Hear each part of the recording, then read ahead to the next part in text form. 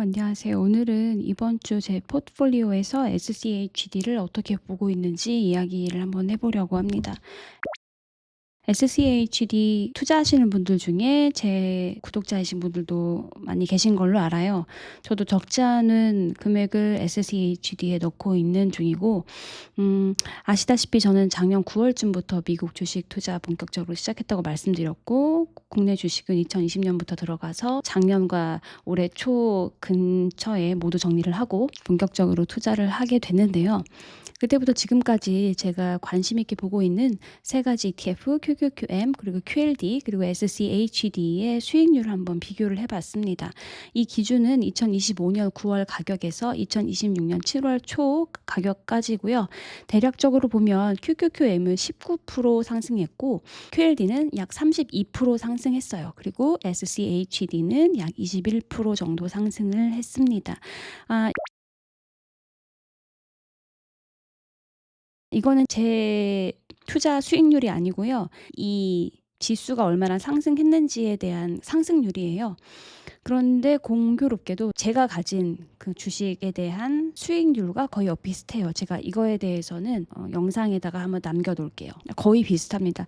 비슷한 이유는 제가 이 투자를 거의 거치식으로 했다고 말씀드렸잖아요. SCHD 사실상 거치했고, 그리고 QLD는 제가 부계좌로 지금 여러분들께 공개하고 있는 그 주식도 거의 거치를 했고요. 그리고 나머지 보자. QQQM도 사실상 거의 거치를, 제가 왜 거의 거치라고 말씀을 드리냐면 분할 매수를 통해서 두세 번 분할 매수를 통해서 거치를 했기 때문에, 그래서 거의 이 상승률을 같이 따라가고 있는 것 같아요. 제 주 계좌에서 계속 넣고 있는 그거랑은 또 금액이 좀 다르긴 한데 그것도 보니까 비슷하긴 하더라고요. 그렇게 크게 벗어나지 않습니다. 근데 이 숫자만 놓고 보면은 사실 조금 의외일 수 있어요. 우리 QQQ 혹은 QQQM은 나스닥 100을 따라가는 성장형 ETF고, QLD 뭐 2배 레버리지 다 아시고요. 반면에 SCHD는 배당 성장 ETF라는 이미지가 강하잖아요. 그래서 막연히 생각해 보면 이 상승장에서는 QLD가 압도적이고 SCHD는 훨씬 뒤처졌을 것이다라고 우리가 생각을 할 수가 있잖아요.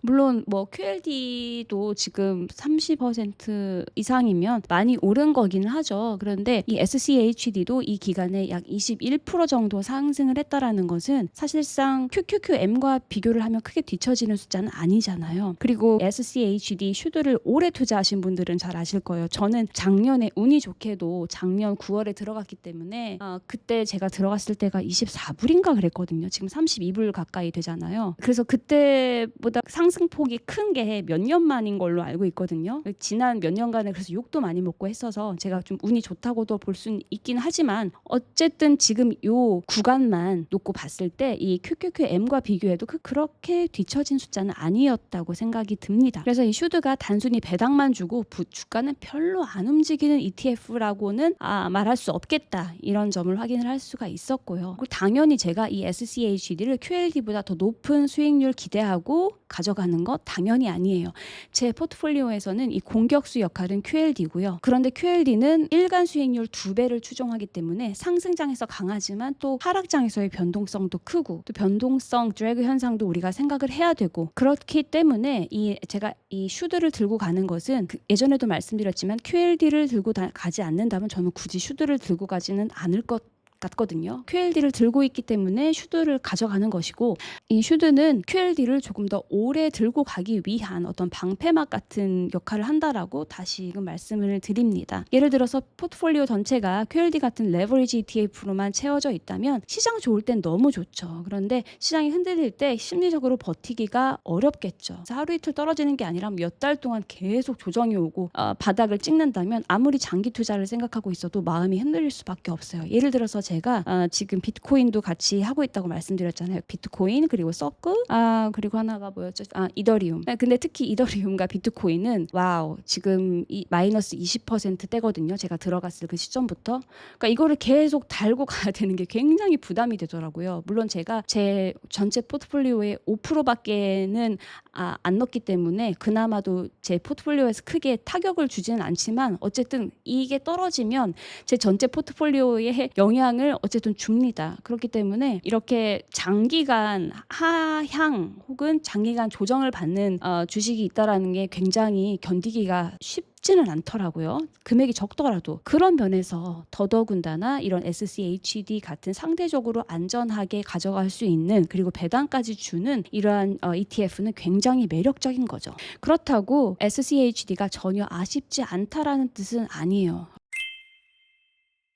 솔직히 말하면 슈드 많이 아쉬워요. 제가 이 부계좌로 공개한 슈드 계좌에 투입한 원금만 대략 1억 2천이거든요. 이 돈을 만약에 QLD에 넣었다면 어땠을까요? 지금보다 훨씬 높은 수익률과 훨씬 큰 수익금이 발생을 하고 있었겠죠. 숫자로 보면 분명 아쉬운 부분이고요. 상승장에서는 SCHD보다 QLD가 훨씬 강하게 올라가는 거 당연한 말이잖아요. 결과만 놓고 보면 그 돈까지 QLD에 넣었다면 좋았겠다라는 생각 들 수밖에 없고요. 또 그렇게 많이들 말씀하세요.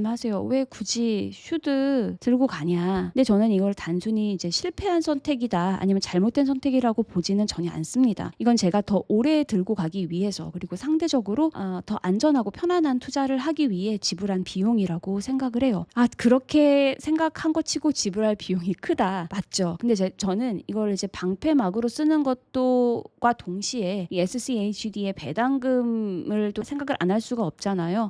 저는 개인적으로는 한 15년, 최소 15년을 보고 있는데, 아니면 최소 10년 정도 이후에는 제가 투자한 금액에서 최소한의 삶을 유지할 수 있는 정도의 배당금은 월 배당금으로 추렸을 때 나온다고 생각을 하기 때문에, 뭐 비용적인 면에서 지금 이 금액을 투자하는 게 그렇게 손해라거나 혹은 잘못된 선택이라고는 생각하지 않습니다. 다만 아쉬운 선택이라고는 말을 할 수 있을 것 같아요. 다시 제가 작년 9월로 돌아가서 SCHD를 넣을래, 아니면 그 돈으로 적절한 다른 데를 넣을래 라고 물어본다면 여전히 슈드를 넣을 것 같긴 하네요. 어쨌든 이 슈드는 항상 약간 그 아픈 손가락 같은 느낌이긴 합니다.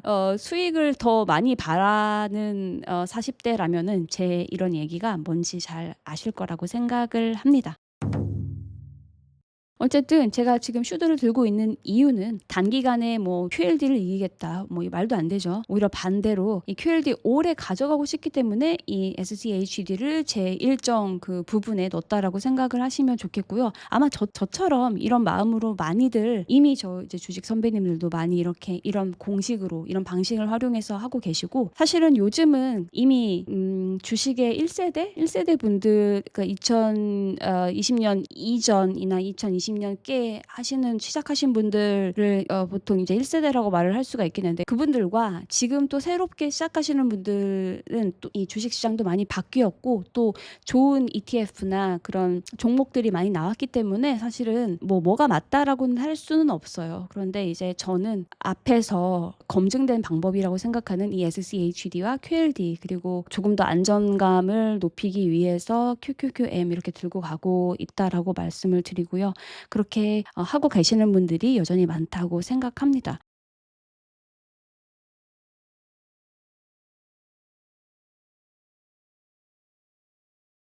근데 제가 보니까 제 주변에 아무래도 QLD 때문에 이제 모이시는 분들이 많으니까 QLD를 많이 사람들이 하나보다 했는데, 그 탑 10에 안 들어가 있더라고요. 여전히 S&P 500 관련 주식들이 많이 들어가 있기는 하더랍니다. 네, 그래서 저는 이 SCHD가 단기간에 큰 배당 만들어주는 ETF도 아니고, 뭐 이걸 몇 달 들고 있다고 갑자기 뭐 상승하는 그런 것도 아니고, 이 배당 ETF의 진짜 힘은 시간이라고 생각해요. 그러니까 시간 투자를 모음빵으로 할 수 있다라면은, 특히나 이 배당금을 재투자했을 경우는 그렇다면은 최소 10년 이후에, 혹은 좀 넉넉히 봤을 땐 15년 이후에는 이 배당금이 제가 직업을 갖고 있지 않은 상황에서도 어느 정도 저를 이제 보필해 줄 수 있기 때문에, 그걸 생각하고 가져간다라는 점을 알아주시고, 만약에 공격적인 금액을, 나는 빠른 부자가 되고 싶다, 아니면 나는 빠른 시간 안에 큰 금액을 얻고 싶다라고 하시는 분은 솔직히 이 슈드는 재고해 보셔야 되지 않을까, 이렇게 생각을 합니다.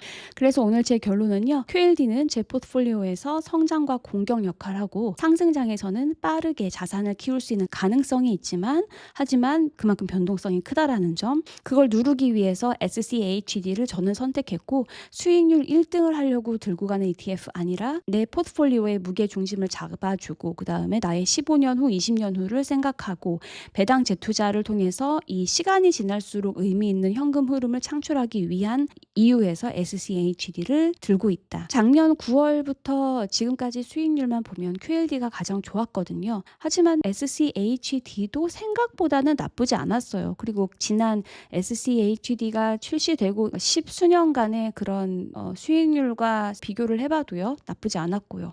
오히려 QQQM과 지금 비슷한 수준의 상승률을 보여줬다라는 게 또 흥미로웠습니다. 그래서 저는 앞으로 SCHD 계속 들고 갈 거고요. 다만 얘한테 기대하는 역할 확실하죠. 단기 고수익 아니고 장기적인 안정감, 배당제 투자, 그리고 QLD를 오래 버틸 수 있게 하는 어떠한 포트폴리오의 방패 역할. 그래서 투자를 많이 하다 보면은 가장 많이 오른 종목에다 넣고 싶은 그런 마음이 들잖아요. 그런데 우리가 중요한 거는 내가 오래 살아남을 수 있는 구조를 계속 가지고 가는 것이라고 저는 생각하기 때문에, 그래서 SCHD가 아주 만족스럽지는 않아도 그래도 내가 가져가야 될 꼭 필요한 구성원이라고는 저는 이제 결론을 내렸습니다. 오늘 영상 여기까지고요. 앞으로도 QLD, SCHD 그리고 QQQM 포함해서 제 포트폴리오 어떻게 움직이는지 계속 기록해 보도록 할게요. 여러분 감사합니다. 안녕.